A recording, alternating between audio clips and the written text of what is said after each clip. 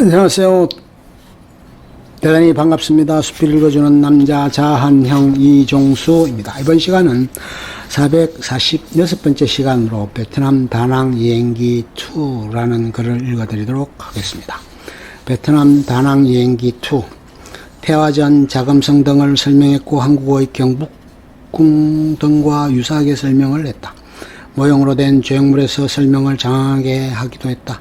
한국의 종묘 같은 것도 있었는데 10여 명쯤의 황제를 모시고 있었다. 건물의 색조는 붉은색을 띠었다. 일부는 훼손이 심해 아직까지 복원 중에 있었다. 규모로 봐서 우리와 비할 정도로 크지는 않았다. 베트남의 지배를 받은 것은 중국의 지배가 거의 1000년이었다. 이후 20세기 초 프랑스 지배를 받았고 45년까지는 일본의 지배하에 있었다. 해방 이후 북이 17도선을 경계로 월맹과 월남으로 나뉘어져 있었다. 1960년부터 75년까지 16년간 베트남 전쟁을 했다. 결국은 호지명이 이끄는 사회주의가 승리했고 통일을 이뤘다.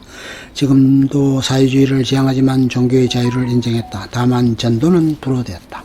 불교, 가톨릭 등 종교는 마음대로 선택할 수 있었다. 개인에게 토지도 4m, 10m의 땅이 분배되었다. 비가 내리는 때도 있어 우산을 쓰는 경우도 있었다. 황궁 관광을 마치고 저녁 식사를 했다. 식사 메뉴는 삼겹살이었다. 무한리필 삼겹살이었다. 김치도 나왔고 거의 한국식과 다를 바 없었다. 일정을 끝내고 호텔로 돌아왔다. 오늘은 장인어른의 85회 생신이셨다. 호텔에 부탁을 해서 케이크를 준비했다.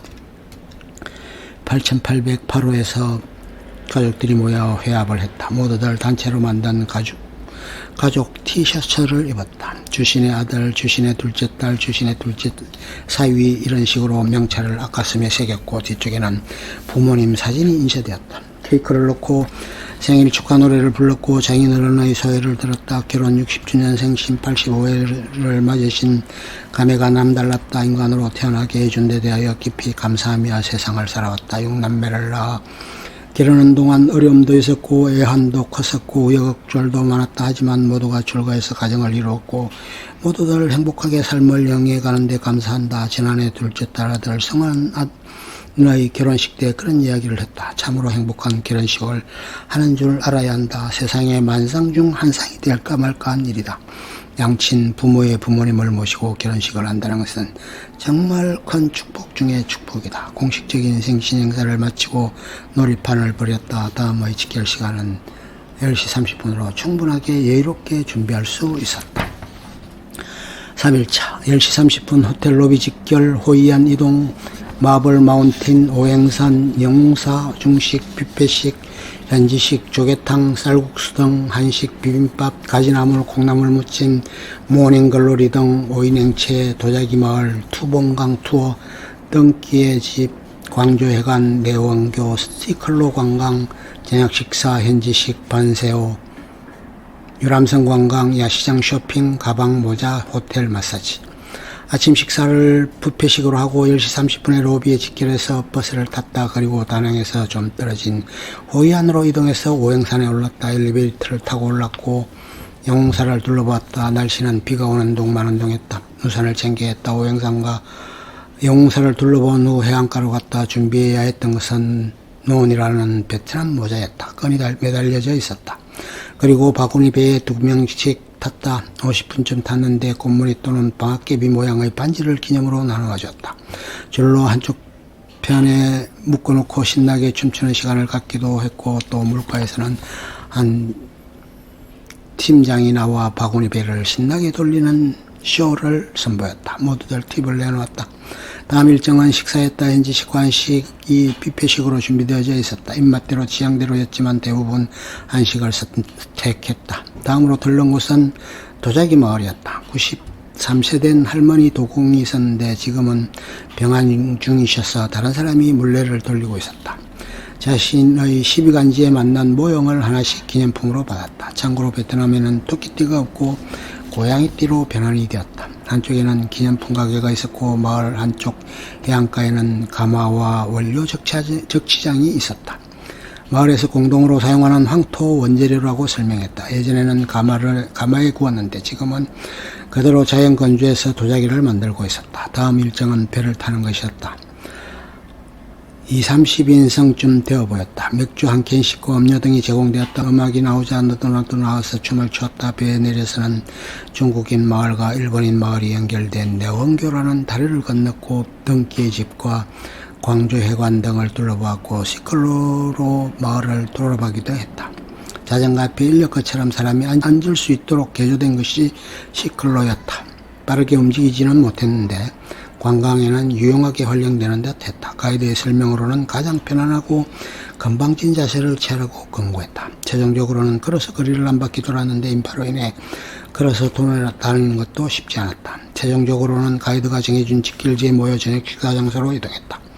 아주 근사한 현지식 식당이었다. 에어컨이 나오는 집이었다. 반새우가 세팅되어져 있었다. 독특한 맛이었다. 야채와 고기가 적절하게 배합된 듯 했다. 식사를 마치고 소원등을 띄우기 위해 배로 갔다. 배를 타고 소원등을 물 위에 띄었다. 야경한 물빛과 어우러져 환상적인 풍경을 연출해냈다. 강변으로 관광객들이 넘쳐났고 배들이 곧잘 피해 나갔다. 배길이 서로 충돌할 것처럼 보였는데 다들 요리조리 잘 비켜갔다. 4인이 일조가 되어 배에 탔다. 다음은 야시장 구경이었다. 어느 곳에서나 먹을거리로 넘쳐났고 모자, 가방 등 가게도 절비했다. 베트남의 전통 복장은 아오자이였다. 여자들이 입는 복장이었는데 한때는 아오자이를 입는 것이 금지되기도 했으나 지금은 자유로워졌다. 너도나도 자매들이 아오자이와 속바지를 구입하기도 했다. 지윤의 속바지를 챙겨오지 않아 다시 상점을 찾기도 했다. 값을 가늠할 수 없을 지경이었다. 어떤 곳에서는 1달러의 모자를 팔기도 했고 어떤 곳에서는 3달러라고 하니 장단을 맞추기가 힘들었다. 야시장 쇼핑을 마치고 기로에 올랐다. 일단 호텔 인근의 다른 호텔에서 마사지를 받는 인원이 10명이었다. 아이들과 막내 처제 그리고 나만 남았다. 버스는 마사지 받는 호텔에 10명의 인원을 내려주고 호텔로 돌아갔다. 아이들과 함께 7명이 짐을 옮기는 것이 보통 일이 아니었다. 간신히 짐을 내려놓고 휴식을 취했다. 2시간 정도의 시간이 휴식 시간이었다. TV는 코미디가 나오는 채널 하나만 한국어로 방송을 했다. 드라마는 한국 드라마인데 더빙을 해서 베트남어로 방송이 되었다. 아리랑 TV는 그대로 영어로 나왔다. 호텔에는 와인도 2병 비치되어져 있었다. 비데는 설치되어 있지 않았으나 세척할 수 있도록은 되어 있었다. 4일차 호텔 조식, 단체 기념사진 촬영, 08시 호텔 로비 집결, 바나힐로 이동, 케이블카 성탑 완성, 케이블카 바나힐 관광, 아이들 놀이동산, 자이드롭, 빌라 빈양관, 중식, 돌솥밥, 쇼핑, 보석상, 침향과 니노 잡화점, 유람선, 공항 이동, 탑성 11시 45분 발. 베트남 여행 마지막 날이었다. 체크아웃을 해야 따빠뜨린 것은 TV였다. 짐을 들고 나느라 깜빡하는 것이 다반사였다. 캐리어를 로비까지 옮겼다. 호텔 보이가 캐리어를 차에 실어주었다. 기념 촬영을 했다. 가족이 맞춘 기념 티셔츠를 입고 호텔 입구에 모였다. 처음에는 기념단체 촬영을 했고 다음 포즈는 손가락으로 하트 모양을 만들어 했고 세 번째는 등이 보이도록 했고 마지막 포즈는 화이팅으로 했다. 다시 8808호로 몰려가 옷을 갈아입고 로비로 내려갔다. 깜빡한 팁을 문틈으로 집어넣었다. 마지막 날 마지막 일정은 바니힐이었다. 1500m 고지대 위에 위치한 베트남 속의 유럽이라는 별칭이 있는 곳이었다. 정확한 높이로 1487m 고지대였다. 40분쯤 버스로 이동해서 그곳에 도착했다. 먼저 해야 할 것은 케이블카를 타는 것이었다. 중국의 장각의 다음으로 긴 케이블카였다. 엄청난 인파에 놀라움을 금치 못했다. 전날 우천으로 인해 일정이 밀렸고 한꺼번에 몰린 듯했다. 케이블카로 이동해 입구까지 가이드가 안내해 주었다. 그리고 아이들은 아래쪽으로 몰려갔고 어른들은 위쪽으로 이동했다. 완전 유럽의 어느 성에 와 있는 듯했다. 더위도 느낄 수 없을 지경이었다. 물구러가 일었다. 아직도 곳곳에서는 공사가 한창 진행되고 있는 모습을 볼 수 있었다. 꽃들도 절비했다. 문주란도 있었고 이름 모를 꽃들이 지천으로 널려 있었다.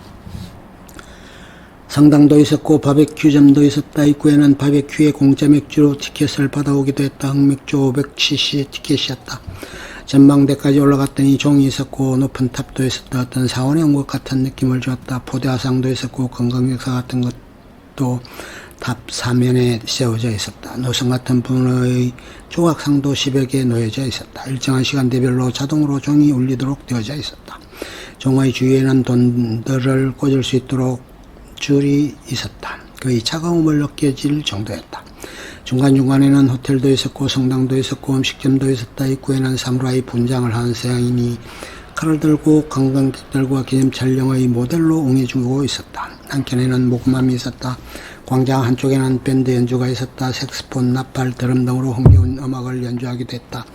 워낙 인파가 많아 혼잡하고 복잡하기 그지없었다. 12시까지 집결하도록 예고되었다. 40분쯤을 남기고 바베큐점에 들어갔다. 먼저 흑맥주를 받아서 테이블로 갔다. 그리고 안주를 주문했다. 치킨, 샐러드, 소시지, 김치 등이 나왔다. 감자튀김을 추가로 시켰는데 포장을 했다. 포장을 한 것은 아이들용이었다. 맥주를 마신 탓에 흑인은 다 채운 셈이었다. 이제는 직결해서 내려오는 일만 남았다. 아이들에게 햄버거와 꼬치를 사주었다. 아이들은 그것으로 요기를 했다. 반아이를 내려가서 곧바로 중식을 하러 갔다. 돌솥밥이 나왔다. 식사를 마치고 다시 다낭으로 돌아와 쇼핑을 하러 다녔다. 그리고 저녁은 먹으러 갔다. 저녁 식사는 샤브샤브였다. 식사를 마치고 유람선을 타러 갔다. 야경이 눈부셨다. 맥주를 한 개씩 주었고 음료수도 있었다. 안내방송은 없었고 음악만 경쾌하게 나왔다. 모두 흥겨운 기분에 사로잡혀 몸을 흔들어댔다. 유람선 관광을 마치고 관광의 마지막 일정이 마무리되었다. 공항으로 출발했다. 중간에 가이드와 작별을 구했다. 공항에 도착해서 맨 먼저 한 일은 캐리어 짐을 다시 꾸리는 것이었다. 가이드가 지적한 대로 액체 등 통과 절차 전에 짐을 새롭게 정비할 필요가 있었던 것이다. 비행기는 11시 40분이었는데 연착이 되었다고 해서 0시 15분으로 고지가 되었다. 짐을 붙이고 발권회를 해서 출국 수속을 했다. 그리고 게이트 입구까지 이동했다.